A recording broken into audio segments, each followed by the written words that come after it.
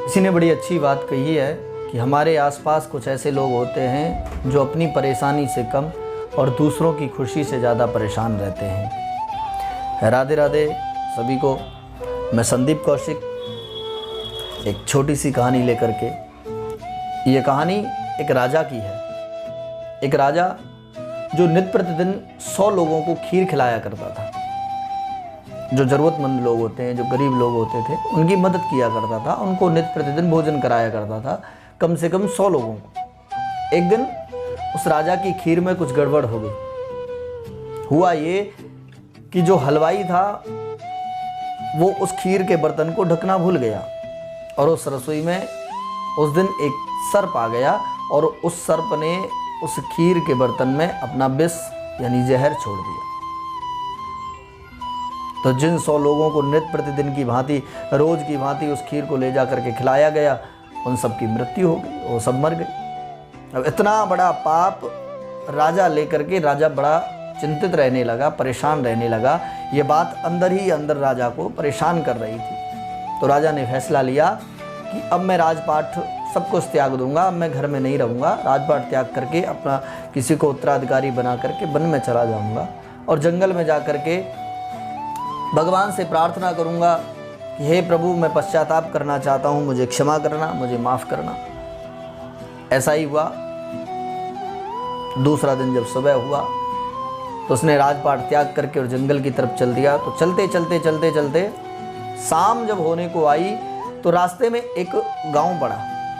राजा ने सोचा कि चलो आज जो है यहीं रात्रि में यहाँ विश्राम कर लेते हैं, आज यहाँ रुक जाते हैं और कल सुबह होते ही फिर जंगल की तरफ चलेंगे। तो उस नगर के अंदर जैसे ही वो गया, गांव के अंदर गया, तो उसने वहाँ पता किया कि भाई ऐसा कोई घर है। वहाँ चौपाल पर कुछ लोग बैठे हुए थे। उनसे जाकर के पूछा कि भाई यहाँ कोई ऐसा घर है जहाँ भक्ति भाव वाले लोग रहते हों, जो भगवान की भक्ति करते हों। लोगों ने कहा हाँ हाँ एक घर है, एक भाई बहन रहते हैं, आप वहाँ चले जाओ, वो दोनों भगवान की खूब भक्ति करते हैं, वहाँ जाकर आप रह सकते हो। राजा वहाँ गया। राजा ने जाकर के उन भाई बहनों को देखा तो जाकर कहा कि भाई मैं मदद चाहता हूँ, मेरी मदद कीजिए। मैं यहाँ आज रुकना चाहता हूँ, आज रात्रि में रुक जाऊँ, कल सुबह होते ही मैं चला जाऊँगा। दोनों भाई बहनों ने कहा ठीक है, अब आइए, रुकिए, आराम से आइए। स्वागत किया, राजा के लिए भोजन इत्यादि बनाया, बिस्तर लगा करके राजा सो गया। लेकिन उस भाई की जो बहन थी वो नित्य प्रतिदिन प्रातः काल जागते ही, सुबह होते ही भगवान का ध्यान करती थी, भगवान की आराधना करती थी, मेडिटेशन करती थी। सुबह हुआ, वो जागी, जाग करके अपने ध्यान में बैठी। तो ध्यान में जब बैठी तो बैठे बैठे बैठे उसको बहुत समय हो गया, उठी नहीं। और जब तक वो उठी तब तक बहुत देर हो गई थी।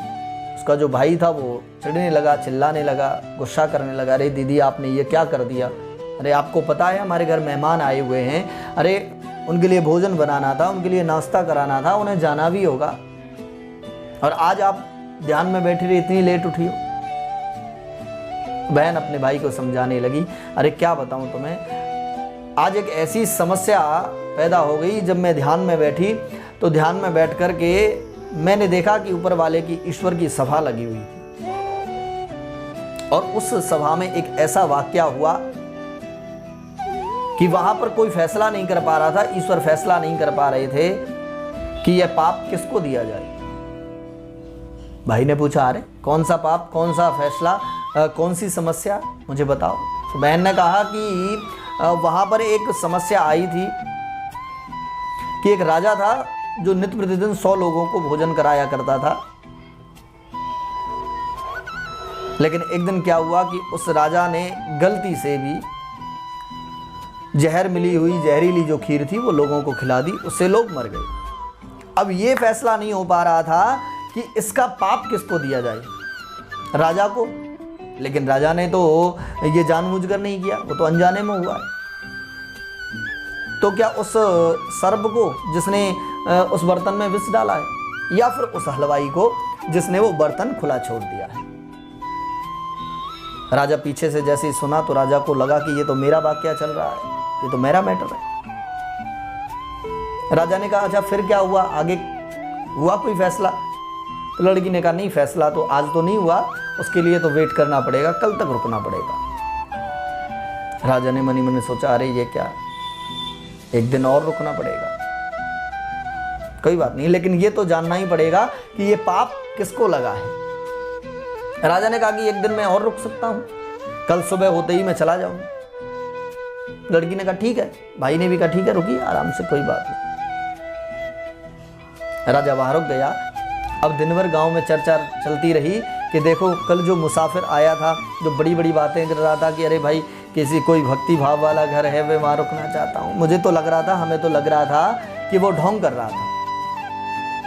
अरे वहां देखा उसने कि एक जवान लड़की रहती है कि भाई के साथ, तो हमें तो ऐसा लगता है कि उस लड़की को देख करके उसकी नज़र खराब हो गई। देखो आज भी वहीं रुका हुआ है। दिन भर राजा की बुराई होती रही।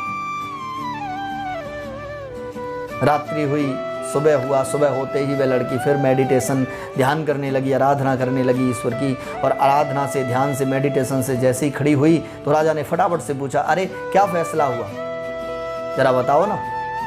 उस लड़की ने कहा, अरे वो उसके लिए तो ईश्वर की सभा में फैसला हुआ कि उस पाप को तो मेरे गांव की चौपाल पर बैठने वाले लोग जो हैं वो सभी बांट बांट करके ले गए। वो सभी पूरा पाप जो है आपस में बांट करके ले गए। छोटी सी कहानी, लेकिन सिखाती ये है कि जो लोग दिन भर निंदा करते हैं, दिन भर चुगली करते हैं, दिन भर बुराई करते हैं, दिन भर एक दूसरे की बुराई में लगे रहते हैं, वो लोग दूसरों का पाप अपने सर पर लेकर के घूम रहे होते हैं। इसलिए हमेशा हमें किसी की भी बुराई करने से बचना चाहिए, हमें किसी की बुराई नहीं करनी चाहिए। इस कहानी का सार यही है कि हमें कभी भी किसी की बुराई नहीं करनी चाहिए, किसी का भी बुरा नहीं सोचना चाहिए, सबका भला करना चाहिए। राधे राधे, मिलते हैं आगे ऐसी ही किसी कहानी के साथ में। तब तक के लिए राधे राधे, मुस्कुराते रहिए, खुश रहिए। जय बिहारी जी की।